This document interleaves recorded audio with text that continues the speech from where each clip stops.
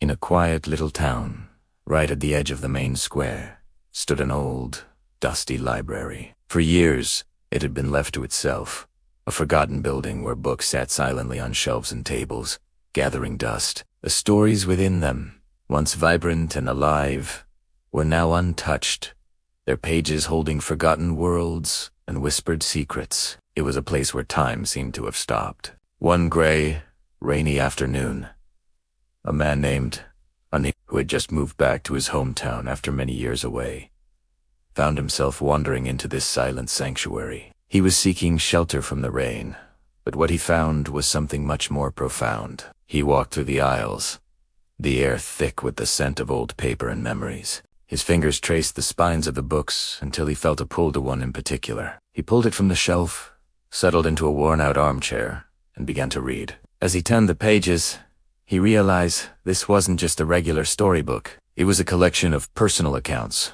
journals, and notes left behind by people from the town. Each entry spoke of a dream someone once held dear. There was a story of a young woman who dreamed of painting the stars, but life got in the way. There was a tale of a man who wanted to sail across the ocean, but fear kept him anchored to the shore. Dreams of opening a small bakery, of writing a novel, of learning to play the guitar, all abandoned, postponed, or lost to the passage of time. Anil felt a deep connection to these stories, a wave of empathy for the forgotten aspirations of his neighbors. He saw a piece of his own life in those pages, dreams he had also set aside.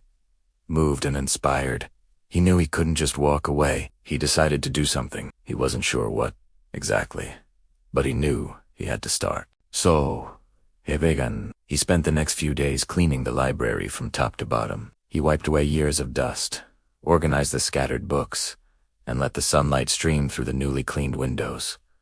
The library started to breathe again, but he didn't stop there. He took small pieces of paper and wrote simple, encouraging messages on them. Notes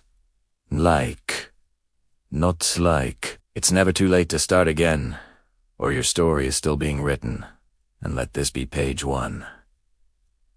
He carefully tucked one of these notes into every single book. Word began to spread through the town. Curiosity drew people in. First, it was just a few neighbors, then more. They saw the clean, welcoming space and felt the warmth that now filled it. Children started coming in after school, their laughter echoing as they read stories aloud to each other. Elders gathered in the afternoons, sharing memories sparked by the old books and finding comfort in each other's company. The most magical thing, however, was what happened when people found the notes Anil had left. A woman who read your story is still being written picked up her old paintbrushes for the first time in 20 years. A young man, inspired by the note, let this be page 1, finally signed up for guitar lessons. People started returning to the hobbies, passions, and goals they had long thought were lost forever. The library transformed from a place of forgotten books into a sanctuary for rekindled dreams. It became a hub of hope and connection for the entire community. Anil watched all of this unfold with a full heart. He realized that dreams are a lot like books.